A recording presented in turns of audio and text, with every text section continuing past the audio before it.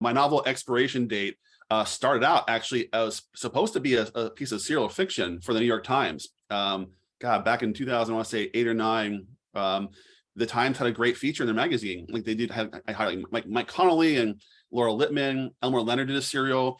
And I think Laura gave my name to the editor there, and it said, "Hey, pitch us something." And what I pitched was this idea about I had this idea for years about what if you like could be a private eye who had access to a time machine. You can solve your cases like easy. It can be the greatest scam ever, right? You can like go back in time, see you did it, go back and solve the case, right? With no fuss, no muss.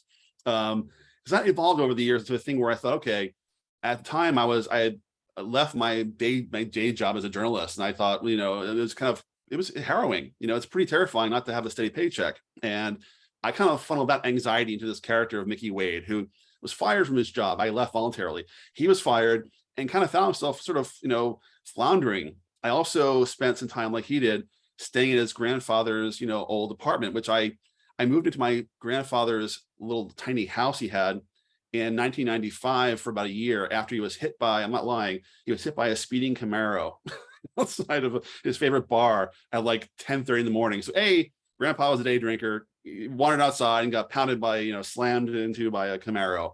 I couldn't make this up. That would never fly in a piece of fiction, but that happened. So I moved into his place, and it was such a surreal experience to like be in someone's space. You think you know them pretty well, then you're surrounded by their things and their all their choices. It's just like, it was just a weird thing, a way to get known, because I didn't really know him very well, honestly. As a kid, my grandparents were divorced, and I saw him twice a year, and it was cool, but I got to know him in a weird way, just like Mickey Wade in the book gets to really know his grandfather, who's mysterious and strange. Okay, here's a weird window into someone's world. If you ever want to get to know someone, just move into their house for a while. It's creepy and maybe weird, but yeah, that's it works really wonders for getting to know someone, even though I'm not there. So that idea eventually became okay, if you take a pill. I had a whole complex time travel stories bug me because it seems so implausible, right? So I thought, okay, what if though maybe a plausible version of time travel is you pop a pill, you almost like astrally project into the past. So you're not really there. You kind of are, as an observer, almost like a ghost. You're a ghost basically in the past, to like walk around and observe things. And that's that caught on for me. That until it felt real.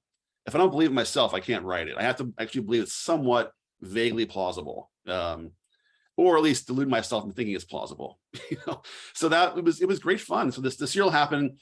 I was 2 installments in. The editor was really into it, and they canceled the fiction serial in the magazine, which was heartbreaking. I thought, this is it. This is me making it. This is great. I mean, being mentioned the same breath as Elmore Leonard or Laura Lippman, I mean, it was wonderful, but alas, didn't happen. I was too deep into it not to finish it, so I finished it, lengthened it a little bit, made it a short novel that luckily my editor at St. Martin's Press got into. And that was Mark Resnick, my editor. He was also a fellow comic book fan. So those 2 later books, Expiration Date and the one before, Severance Package, his idea was actually bringing some comic book artists to do spot illos, which I thought was a brilliant idea, a way maybe to attract comic book fans who are novel shy, or novel fans who are comic book shy, to like meet up in this, hopefully fast-paced world and enjoy both things. And maybe one's a gateway to the other.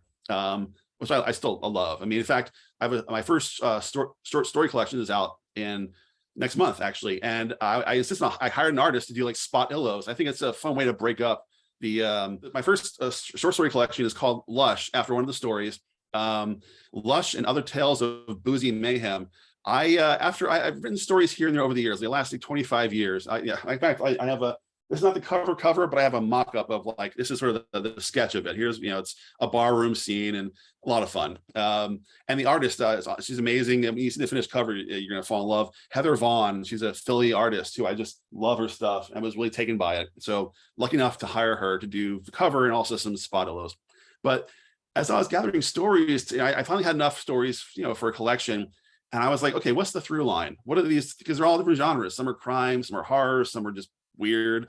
The through line was they all involve booze, which was kind of it's almost this collection could be called A Cry for Help. I'm not sure what happened, but no, I think to me, vices are fascinating. If crime is a vice, but so is booze and drugs and everything else. And I keep coming back to that in stories. And And the stories in this book are all have characters who are grappling and struggling and trying to like solve their problems, sometimes with tequila, sometimes not. And, so it was kind of an eye opener. I wrote that introduction in the fall. I'm like, my God, it was a weird moment to like see a certain slice of your work and think, oh, that's what I'm doing all this time. Oh, that's interesting. So it was great fun to gather it, to write the introduction. I love story notes and collections. So I did a little, behind the scenes of every story, because I love reading. Like Stephen King does that in almost every collection. I love when authors do that. I love peeking behind the curtain, and seeing how things, emerged or were created. So anyway, yeah, that's hopefully out in May of 2023, if we can pull it off. After a bunch of years of being quiet. I mean, I should mention, 5 years ago, almost 5 years ago, we lost our daughter to leukemia. She was 15. She was amazing. The best human being.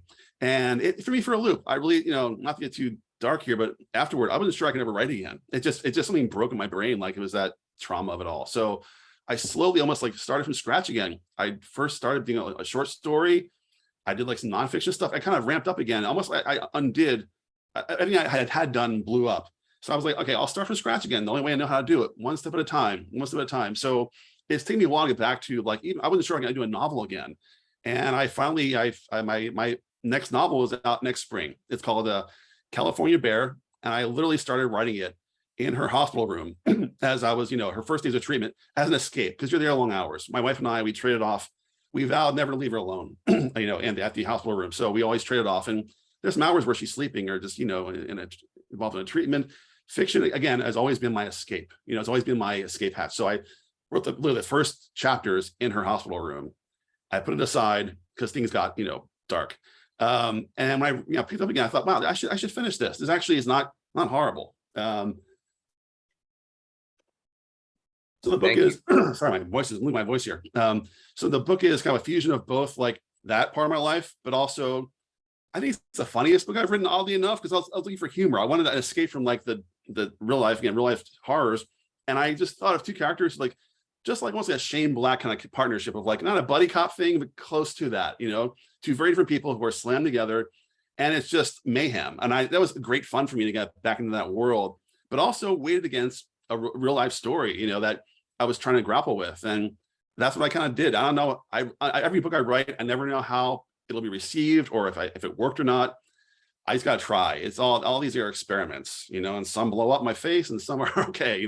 This one, I think it's, for better or for worse, it's me. It's where I am now. So it's out next year, March, from Mulholland Books. I'm actually doing the last pass edits right now on the draft.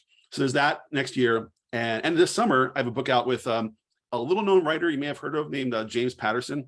He's obscure. I'm gonna give him some props because not people know his name. No, I'm kidding. He's huge and a god in this industry. And I wrote a novel with him called Lion and Lamb. It's oddly enough, another kind of buddy cop kind of thing. There's two buddy PI thing, which is interesting, and it's set in Philly. It's almost like my return to my greatest hits. Well, like always like Philly. It's like it's a lot fast paced. The chapters are super short. The thing flies. And it was great fun working with him because I got to see his process intimately. I worked with him from like he wrote the outline. It's a great massive document of just like his brain and see how his brain works with twists and turns and everything else. So that's out. Yeah. So it's a big year coming up. It's the collection in May. Lion and Lamb is out in August. And then my own, next novel is out next March. So I'm back in a kind of groove, I think. I have a new novel I'm writing this summer. I've already, it's already begun, and it's gonna be a lot of fun. I think, I always say that it's gonna be fun, and then midway through, like, kill me now. Why did I do this to myself? But no, I feel like I kind of, after 5 years, I kind of found my way back to, not where I was, because I'm a very different person than I think I was 5 years ago. But that's life, right? You have to go through these things, and you have to keep moving forward, and your work should change with you. I'm not, a fan of doing the same thing over and over again.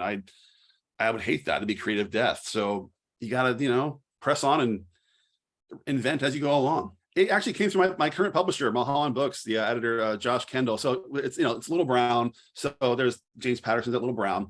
And at the time they were starting this thing called book shots. It's basically novellas, printed individually and sold on, supermarket checkout lines. And I thought it was a great idea. So it was, yeah, they reached out and I, pitched a few ideas and like pitched myself and it worked out. I mean, it's literally, it kind of happened kind of easily. But I think it was because they were looking for just, a lot of people to, step in.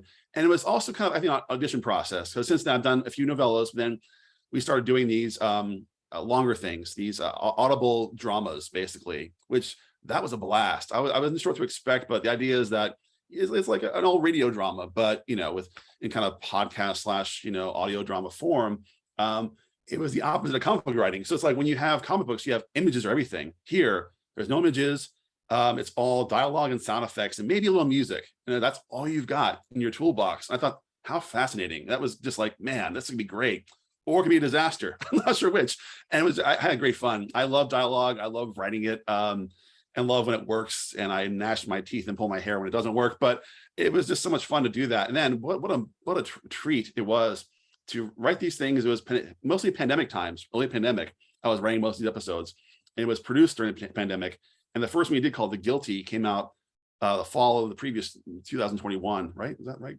Or God, my time in my head blurs. But it starred John Lithgow, Bryce Dallas Howard. I mean, all these great legends. And when I first heard the kind of the working version of these titles, I thought, my God, they changed my dialogue. I was so mad. I went back to my script, and I realized they didn't change a word.